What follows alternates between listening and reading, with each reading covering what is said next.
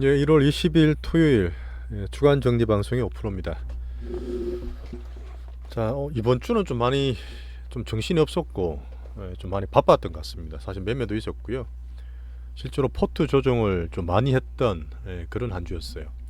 실제로 생각보다 1월달 조정이 좀 많았죠. 야, 우리나라 왜 이렇게 많이 빠져? 뭐 중국보다 중국만큼 더 많이 떨어졌던 그런 우리나라의 아주 그냥 빅딥이었던 한 주였고요. 자, 제가 거듭 말씀드리지만 조정 받았을 때 잘 조심하고 방어를 하고 살아남잖아요. 2022년 같이 그래 큰 장도 마찬가지지만 짧게도 마찬가지로 타이밍을 잘 만들어서 대비를 하시면 이 빅딥에서 살아서 현금 들고 있거나 종목 방어를 잘 하시면 또 정말 큰 기회가 와요. 작년 10월, 11월, 12월도 마찬가지였습니다. 그냥 드린 말씀 아니에요. 자, 주간정리 방송 때는 제가 조금은 틈을 잡고 스토리랑 추세 위주로 말씀드릴 거고, 제가 간혹 가다가 기술적 분석을 찍겠지만 제가 첫 번째, 두 번째 기초를 말씀드렸잖아요. 제가 종목 볼 때 큰 돈이 들어와서 시작한다, 큰 돈이 끝나서 나간다, 처음과 끝을 말씀드렸습니다. 사실 그 가운데 있는 게 정말 많잖아요. 정말 케바케고 이런 상황 저런 상황 다 봐야 되는데, 사실 이거니까 딱 이런 게 아니라 제가 항상 주간 일간 말씀드릴 때 그 내용들이 다 있습니다. 꾸준하게 좀 봐주시고 하면 정말 저는 얻을 게 많다고 생각을 할 텐데, 지금 1월달 장을 조금 보면서 제가 12월달에 적었던 올해 주간 연간 시황 있잖아요. 자, 그거를 조금 세분화 갈 겁니다. 뭐팍 그러는 게 아니라 주식이라는 게 항상 만들어가는 과정이고, 거기 안에서 저는 뽑아요.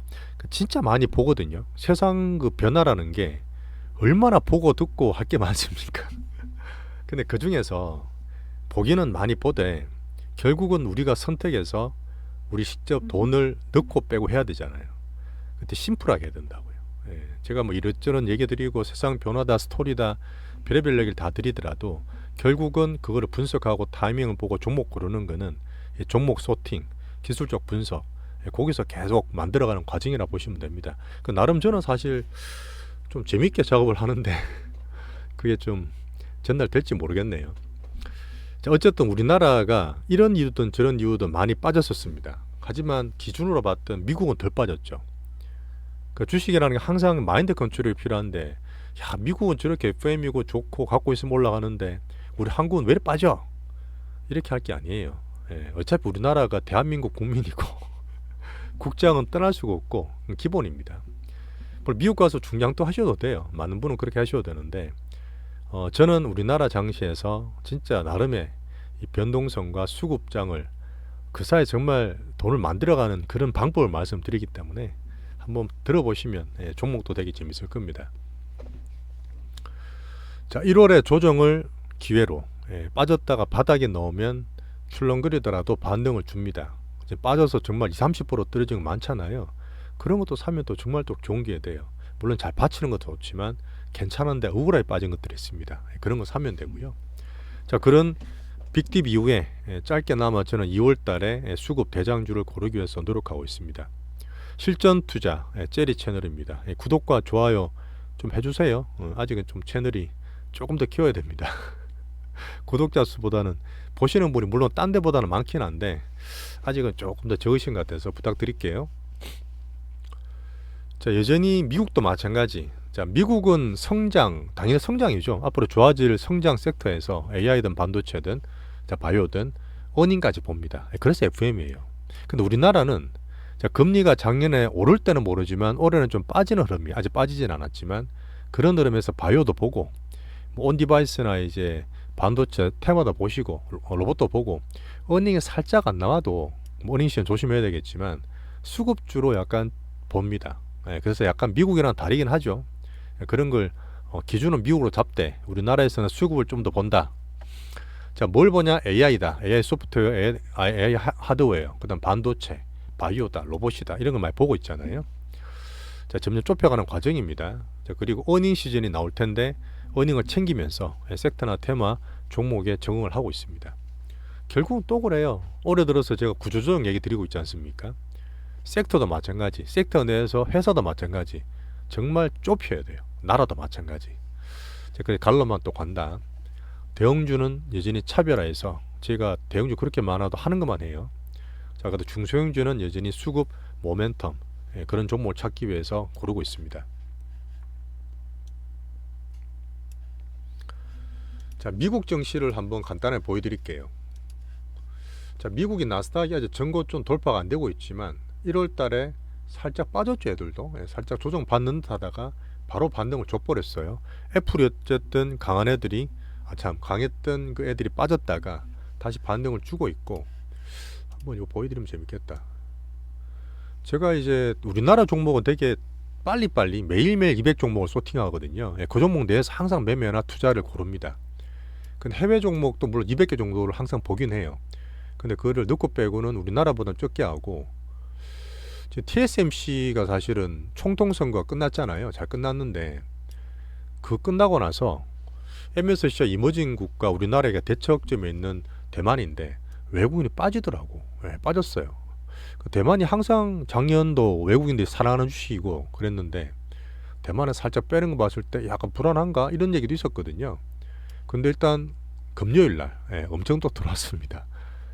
그 대만은 우리나라보다 시총이 높아졌어요. 왜? TSMC 때문에. TSMC가 하면 시총이 500조 될 겁니다. 우리나라 삼전이 500조 안 되죠. 자, 그러다 보니까 TSMC가 3조보다 높고 우리나라 시총을 그 조그마한 나라, 우리보다 더 작은 나라인데 대만이 돌파를 했어요. 조금 존심이 상하죠. 자, TSMC입니다. 어째 정말 강하죠.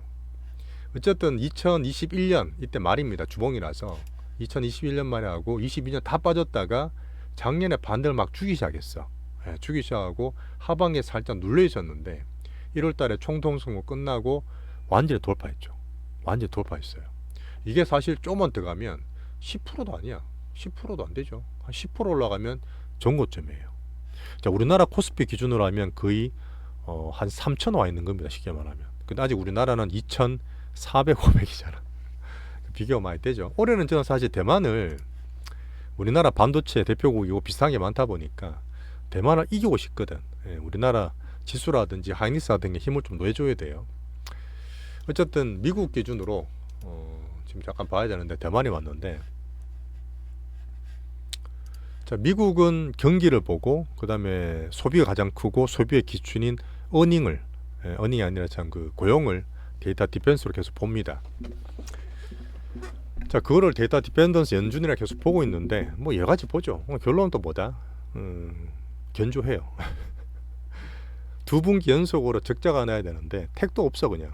작년 4분기 때도 2% 3%까지 물가 GDP 성장률이 나왔습니다. 올해도 지금 연준이 말하기로는 뭐 1% 후반 2% 얘기하고 있잖아요. 성장률 GDP가 많아서 안 간다는 거야. 많아서 안 가는데 무슨 리세션이에요. 그 중에 뭐 쏠리고 그걸 떠나서 어닝이 안 나오는 것도 아니기 때문에 계속 되는 종목 위주로 성장된다. 미국은 경기 좋다. 물가가 잡힌다.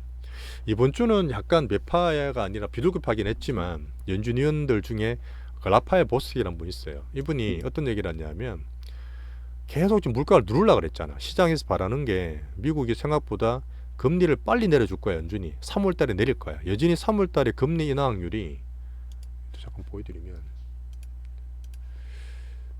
이게 한두 달 전쯤에 그때는 한 80%였어요. 3월 달에 금리 내려주겠지가 80%였다가 이제는 한 55% 정도 떨어졌습니다. 그나마 좀 떨어져서 55%예요. 근데 제 생각에 더 빠져야 된다 보는 거죠. 무슨 지금 3월달 금리나 보는 사람들이 반이 넘는다는 얘기야. 그러니까 이게 왜 그러냐면 미국이 중장투하고 FM이었는데 개인들이 많이 들어와서 그래요. 거기에 서학개미도 사실 내가 봤을 때는 일조를 좀 하고 있다 보는데 개인들 매매가 많이 붙을수록 변동성 단기적으로 많이 흔들립니다. 좀 급해지는 거예요. 급해지는 겁니다. 자, 그래서 일단은 물가는 잘 잡히고 있기 때문에 금리나 시기를 이분이 원래 4분기로 봤어. 한 10월, 11월 달 봤는데 물가가 잘 잡히다 보니까 금리나 시기를 3분기, 내년 하반기, 올해 하반기로 보겠다 이렇게 말했습니다. 하지만 지금 시장에서 보는 것보다는 금리나 기대를 좀 줄여라. 제발 좀 줄여라. 그렇게 하면서 제가 1월 말 FMC를 보잖아요. 그 작년 11월 달 1월에 11월 1월 날 1일 FMC 열리고 반등을 주기 시작했습니다. 물론 금리도 봐야 되겠지만 저는 1월 말이 아니라 1월 31일이죠. FMC가 좀 무난히 끝날이라 봅니다. 그 전에 PC에도 나와요. PC가 제가 쉘터 관련이 좀 적다 그랬잖아. CPI보다. 그러다 보니까 지금 모기지론이 떨어지다 보니까 신생 주택에 대한 수요가 늘고 미국 주택이 살짝 덜 빠지는 거 있습니다. 올라가는 게 아니에요. 그 때문에 주택 가격이 CPI에 조금 더 줬는데 PCS는 연준이 많이 보는 PCS는 오히려 물가는 더 잡힐 거라 봅니다. 그럼 정시에 더 좋은 거예요. 정시에 좋은 겁니다. 그래서 미국은 별로 걱정할 게 사실 없어요. 뭘 사고 파느냐 문제죠. 나스닥 빅테크는 어차피 제가 선별화 시키고 있기 때문에. 자, 하지만 요번에 그 아이오와 말씀드렸지만 트럼프가 공화당 후보로 그냥 단독으로 올랐었어요. 그 뒤에 좀 보던 분들은 그냥 떨어져 나갈 것 같고, 자, 트럼프랑 바이든 붙으면 민주당에서도 대안이 없잖아요. 근데 바이든이 계속 나이도 많고 뭔가 카리스마나 좀 이런 게 약해요. 그러다 보니까 지금 붙어버리면 트럼프가 이겨. 이런 상태에서 뭔가 새로운 변수나 민주당 강한 게 안 나오게 되면 계속 이런 말 나올 거고, 트럼프 특징이 뭡니까? 엄청 또 강하게 얘기해요. 강하게 얘기하고, 대표적으로 이제 풍력이나 태양광 같은, 또 요새 크게 봤을 때는 미국의 자동차 산업 키우는 건 마찬가지겠지만 어쨌든 전기차를 자꾸 때리잖아요. 내연기관, 디트로이트 이런 것들은 좋게 얘기하는데 전기차 그 해봐야 중국이나 다른 나라만 또 우리나라 포함되겠죠. 그런 얘기를 하면서 계속 전기차를 때리고 있기 때문에 트럼프가 불뚝불뚝이 나올수록 이 신재생 쪽이나 우리가 보고 있는 이 전기차나 2차 전지는 단기적으로 불확실성을 좀 키울 수 있다. 이거를 계속 봐야 됩니다. 어쩔 수 없어요. 자, 그래서 일단은 미국은 이 정도로 일단은 정리하고 우리나라보다는 안정적이니까요. 하지만 제가 주중에 계속 말씀드렸던 한국은 워낙 많이 빠졌어. 왜 빠졌냐? 원인도 잘 말씀드렸지만 중국이 워낙 많이 빠졌어요. 이하에 조금 줄어들긴 했지만 중국 차트 한번 보셨나 모르겠는데 처참합니다. 처참해. 추세라는 게 그냥 완전히 하방으로 자리를 잡았기 때문에 CSI 500원 중소, CSI 300원 대기업인데 이 CSI 300에서 지금 외국인 중국 애들이 공매도도 막 금지시키고 일본이 오래 한 것처럼 자기 정부 돈 가지고 뭐 주식 막 사고 그래요. 아니라 그러지만 별 희한한 짓거리를 다 하고 있는 거죠. 추세가 사는 데서 그걸 하는 건데 빗 빠진 독에 물 붓는 건 안 좋습니다. 누가 봐도 이게 많이 빠지고 적게 반등 주고 많이 빠지고 계단씩 하락하잖아요. 3년 내내 빠집니다. 지금이 홍콩 지수 기준으로 2008년 수준이에요. ELS 혹시나 걱정하는 분들한테 말씀 좀 안 좋게 드릴 수 있겠지만 어쩔 수 없습니다. 팩트예요. 그런 상태에서 중국이 뭐 작년 말에 저희가 정치적으로 살짝 휴지기도 말씀을 드렸지만 뭐 그렇다 하더라도 이렇게 빠지고 청년 실업이 안 좋고 내수가 쉽게 안 살아나고 뭐 지금 또 부패 관련 갖다 붙이고 있던데 이거는 작년에 했어야지 왜 지금 합니까 이거를. 시진핑이나 리창 총리가 하는 거 봤을 때 조금 답이 없어서 당분간은 계속 중국은 안 좋게 보되 그냥 서바이벌 쪽으로 계속 보겠다. 자, 그리고 작년에 많이 팔았던 기관 매도들, 그 다음 외국인이 파생으로 했던 파생에서 한 6만 개 넘게 때리는 거는 작년 11월 달에 6개월간의 전격적인 공매도 전격 금지시켰잖아요. 어떤 그런 부분에 후유증이라 봅니다. 어쩔 수 없죠. 하지만 많이 빠졌기 때문에 또 반등을 주고, 자, 미국 빅테크 우리나라 반도체 같이 봐야 되기 때문에 어닝 확고하게 좀 나오면서 TSMC 좋게 나오면서 금요일날 반등을 상당히 많이 줬다. 자, 그리고 CS라든지 JP모건의 1월 달에 이슈들이 많았잖아요. 다 끝나고 나서 단기 모멘텀이 반도체랑 바이오에서 없어졌다. 이런 것도 영향을 좀 줬습니다. 자, 그래서 일단 우리나라 1, 2, 6, 3군도 보고 지수 기준으로 시황을 잡을 때 지수를 봐야 되겠지만, 자, 작년 11월 달에 급등했다가 조정받았다가 또 올라갔잖아요. 산트랠리. 이번에도 마찬가지고 이 공매도 때문에 했던 부분이 워낙 외국인들이 파생을 많이 때렸고 또 확 빠졌지만 제가 말씀드렸던 2400 초반 중반 사셨으면 좀 들고 있다가 출렁거리더라도 저는 좀 더 올라가서 2500이나 그 이상에서 1630도 팔 수 있다 보고, 혹시나 들고 있다가 정말 종목이 좋은 게 나온다, 그럼 팔아서 종목 사는 걸로 활용하겠습니다. 지수는 일단 요 정도는 단기 바닥 정도로 꺼도 될 것 같아요. 그렇죠? 2400 초반 정도. 자, 그리고 제가 1월 달에 워낙 많이 빠졌기 때문에 변동성이나 소팅을 하고 시장을 계속 보고 있는데, 여기서 종목을 잘 고르면 또 충분한 기회가 온다. 이번 현금 좀 모아서 저도 비중을 조금 실을까 하고 고민을 좀 하고 있어요. 반도체, AI 소프트웨어, 바이오, 로봇들 이런 거에서 보겠다. 자, 그리고 요거는 연간 전망에서 말씀 안 드렸던 부분인데, 재작년에 달러가 어떻다 글로벌도 안 좋았고 작년에 금리가 올랐기 때문에 되게 안 좋았지만 되는 걸로 갔어요. 우리나라는 미차든지 미국은 반도체, 뭐 바이오 이렇게 올라갔잖아요. 지금은 사실 그 기대감 때문에 반등을 줬어요. 항상 주식이나 이런 것들은 미리 선반영합니다. 근데 지금 미국이 경기가 연착륙된다는 얘기는 미국 소비가 살짝 둔화되는 거예요. 꺾이진 않겠지만 성장률이 둔화되는 거고, 특히 중국이 안 좋아요. 아직까지 못 올라옵니다. 자, 그럼 우리나라가 어쨌든 지금 내수가 안 좋고 수출 위주로 봐야 되는 국가지 않습니까? 증시 투자하는 입장에서. 자, 그럼 수출 성장률이 가장 큰 나라인 미국과 중국이 좀 그래요. 그럼 수출 성장률이 둔화되겠죠. 물론 앞으로 AI 빅뱅이 되고 신기술이 나와서 새로운 성장주에 막 돈이 들어갈 수 있겠지만, 크게 팔고 매출을 내야 되는 수출 기준으로 봤을 때는 상단을 살짝 막아놔야 돼요. 그러다 보니까 2021년에 고가 막 간다는 게 아니라 이번처럼 올랐다 빠졌다 올랐다 빠졌다 할 수 있어요. 근데 이게 지금만 있는 게 아니고요. 지금만 있는 게 아니고, 자, 2008년에 서프라임 터지고 2009년, 10년, 11년 동안 돈 풀면서 많이 올랐습니다. 그때가 이때였어요. 이 사이클이 항상 반복되는 면이 있습니다. 반복되는 면이 있어요. 그런 면 때문에 제가 잠깐 말씀을 드리는데, 이때 이제 서프라임 터지고 확 빠졌잖아요. 우리는 2020년 코로나 때처럼 반등을 줬습니다. 출렁거리다가 또 크게 주고 또 빠졌어요. 2011년에 그리스 위기 터진 거죠. 터지고 나서 어떻게 보면 2020년 같은 그런 사이클을 볼 수 있습니다. 떨어지고 나서 우리나라가 다들 아시는 2011년 하반기부터 2017년 문통이 나오기 전까지, 그 트럼프 나오기 전까지 이 5, 6년 동안을 박스 피웠어요. 왔다 갔다 왔다 갔다 왔다. 물론 이 사이에서 반도체 사이클 때문에 살짝 반도체 오른 적도 있고, 뭐 중국 관련 오른 적도 있고 뭐 그랬지만, 어쨌든 이 박스 피웠습니다. 지금은 이 사이에 지수가 좀 박스 피라 해서 야 주식 못하겠다 이런 게 아니에요. 박스 피를 급내시라는 게 아니라, 박스 피 때도 그때 제가 2011년, 15년, 17년 이런 얘기 하면서 항상 주도주가 몇 배씩 나오는 거 생겼습니다. 종목장 괜찮은데 일단 그렇게 빅딥이 나오고 반등을 주려다가 좀 떨어졌는데 위에 상단이 좀 막혀 있잖아. 우리나라 수출국가 기준으로. 그러다 보면 올해도 어떻게 보면 조금 지수 기준으로는 박스가 될 수 있겠다. 박스가 될 수 있겠다. 그런 생각이 자꾸 나는 거예요. 이때처럼. 자, 그러다 보니까 우리나라 부동산 빅머니는 여전히 안 좋게 저는 봅니다. 암만 부동산 정책을 하고 부양책 쓴다 하더라도 소득 관련된 우리 내수가 아직까지 좀 약하다 보기 때문에 여기서 계속 스몰 사이클 주식을 하라 말씀드리고 종목 잘 고르자 말했잖아요. 그리고 여느 때보다도 우리나라 인구 구조가 인구 소멸이라는 얘기 나올 정도로 되게 안 좋습니다. 그렇잖아요. 되게 안타까운 일이고 온갖 정책을 써야 되고 지휘도 해야 되는 부분이긴 한데, 이런 것 때문에 내수는 약세예요.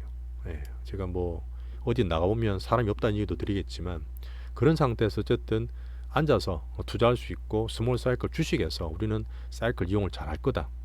지수는 박스라도 종목장 세상이기 때문에 그게 겁낼 건 없다. 주식에서 해보자. 요번에 어쨌든 조정 받을 때 환율을 좀 늦게 말씀드리긴 했지만 중국 때문에 1300 이것도 잠깐 말씀드릴까. 자, 환율이 맞죠 이거? 아니네, 환율.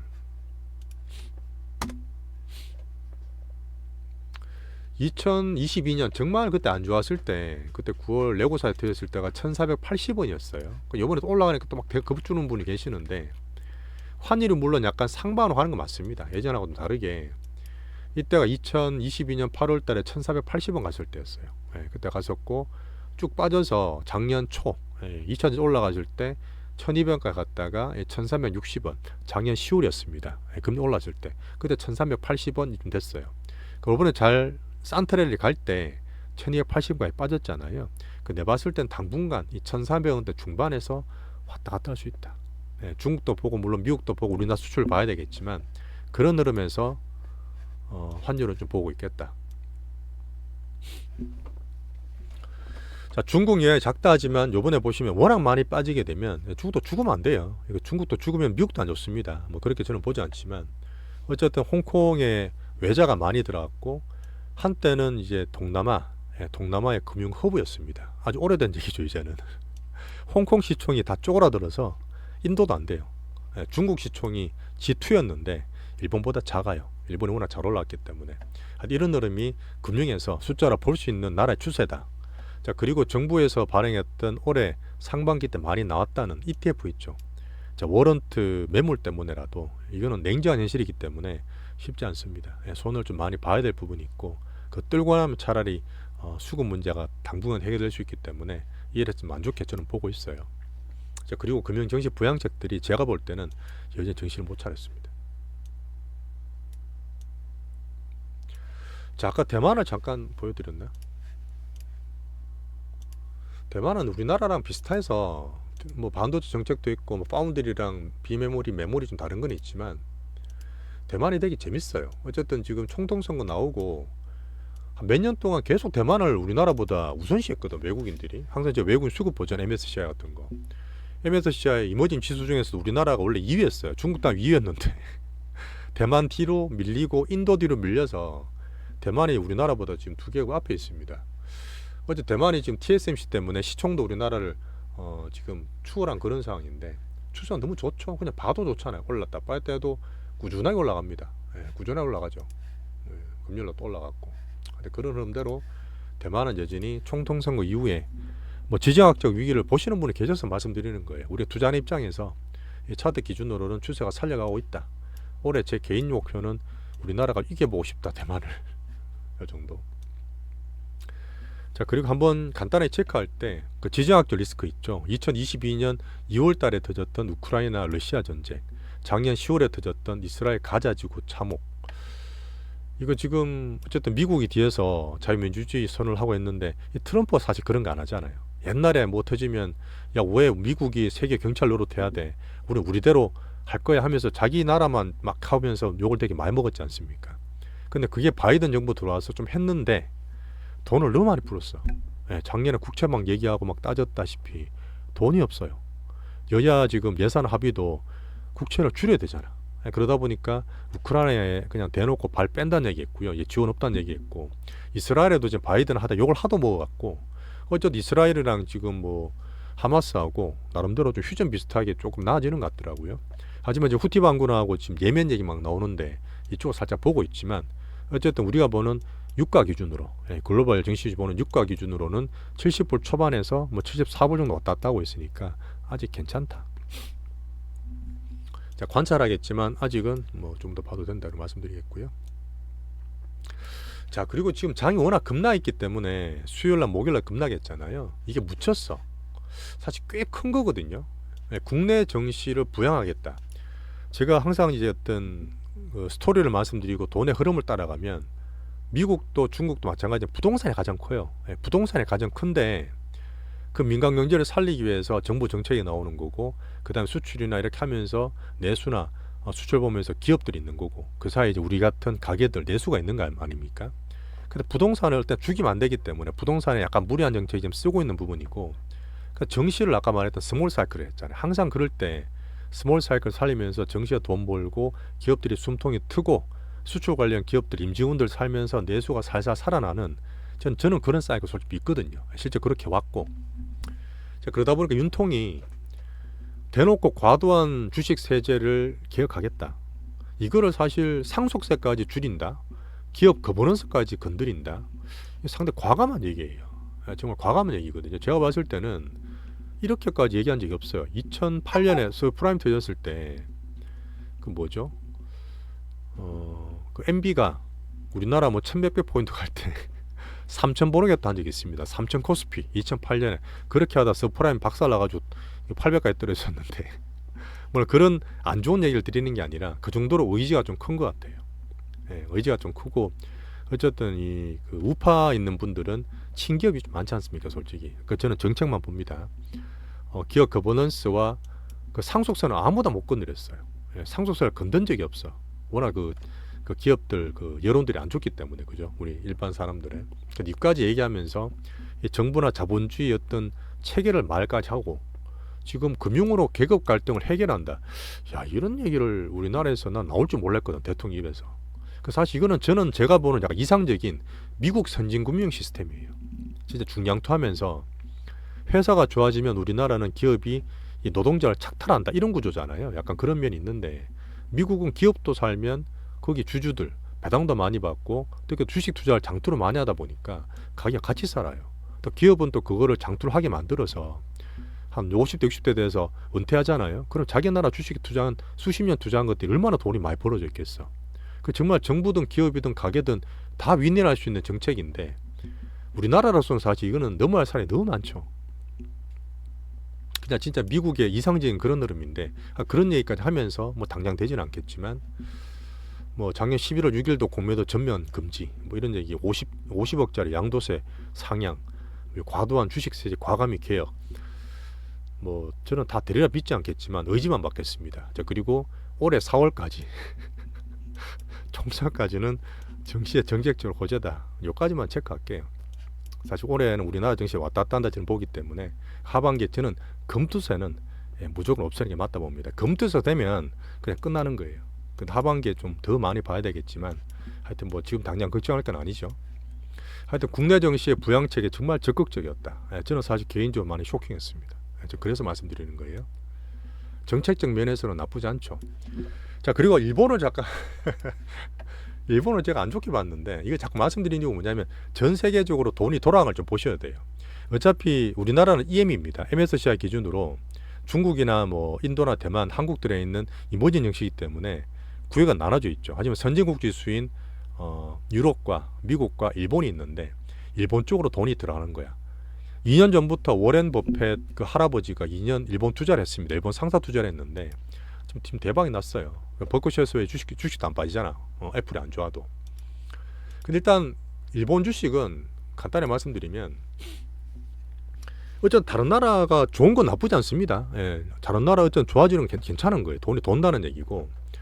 자, 니케이 지수가 우리나라 이제 1990년, 80년대 완전히 버블이었잖아요. 그 당시에 도쿄 땅 팔면 미국 산다 할 때가 1980년대 후반대인데 그렇게 워낙 잘 나가니까 G2인 일본을 때리기 위해서 그 프라자 합의로 해서 미국이 조접을 했잖아요. 일본 엔화 엔고를 만들면서. 자, 그리고 80년 후반기부터 90년, 2000년, 2010년까지 30년 동안 잃어버린 30년 이런 얘기 했잖아요. 그러다가 2014년인가 아베 들어와서 뭐 이것저것 하다가 돌아가셨지만 하여튼 지금 이 니케이 정시가 우리나라 이제 코스피 같은 거죠.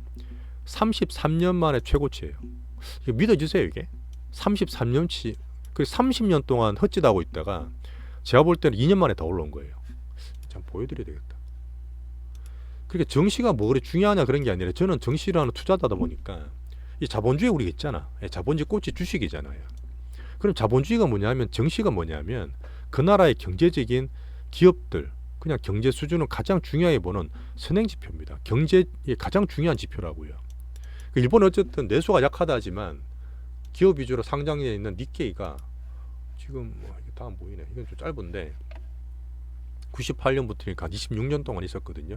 이렇게 하다가 아베 들어오고 살살 올라가다 출렁거리다가 2년 동안 이게 지금 고점 그전에 있던 80년 후반 90년에 니케이를 돌파한 거야. 그 돌파하도록 된 거야 지금 이게 미친 거죠 사실 이게. 자, 그래서 일단 일본이 좋아진다. 이걸 한일 감정을 보시는 게 아니라 돈으로 봤을 때는 저는 사실 일본이 안 변할 줄 알았어요. 30년 동안 그렇게 히키코모리라 말에 눌려있고 사람들 주식 안 하고 저축 안 하고 집에 은행 돈 안 갖다 놓고 저금리다 보니까 해외로 투자하고 집에 금고 갖다 놓고 막 그랬잖아요. 근데 어쨌든 왜 움직였느냐. 지금 뭐 초양적 완화 오래 했다. 엔저를 미국과 짝짝꿍했다. 외자가 돌아서 뭐 도쿄에 있는 큰 부동산이나 정시를 사기 시작했다. 물론 다 맞습니다. 근데 지금 정시 부양책을 정말 강하게 쓰고 있어요. 정시 부양책 정말 강하게 쓰고 있다고요. 정시 올라가면 뭐가 좋은데? 정시가 국가와 경제의 가장 큰 지표고요.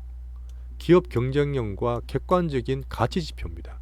그럼 일본에 있는 시총 보통 묻잖아요. 너 회사 뭐에 상장돼 있어? 시총이 얼마나 돼? 그럼 맨날 우리가 애플 MS 보는 게 시총 정시의 시총을 말하는 거잖아요. 그 정도로 정시가 중요하다고요.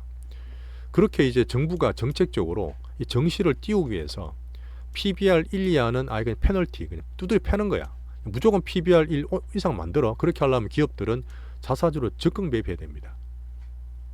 그리고 개인들 주식하잖아요. 다 비과세예요. 이거를 계속 하는 거야. 이걸 계속.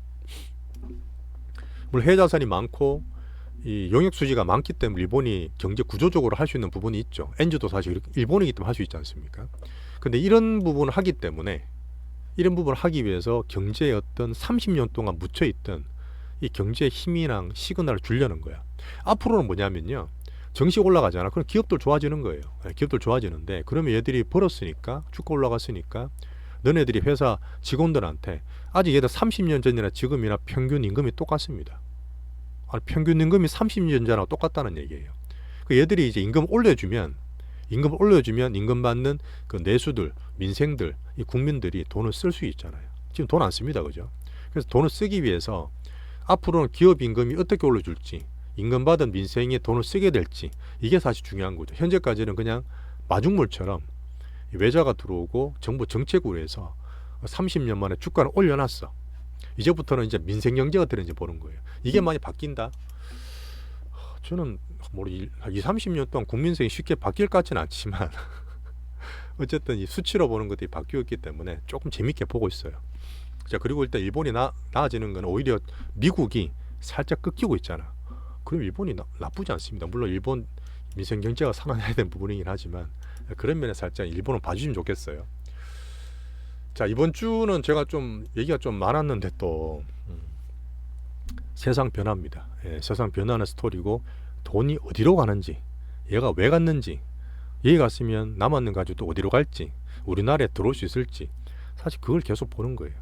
결국은 돈의 어떤 스트림에 대한 공부기 때문에 좀 재밌게 들어주시고, 제가 이게 마감 방송을 10분 안에 끝내고 주간 방송은 한 섹션당 한 20분 안에 끝내는 게 항상 목표인데 제가 편집 못해서 죄송합니다.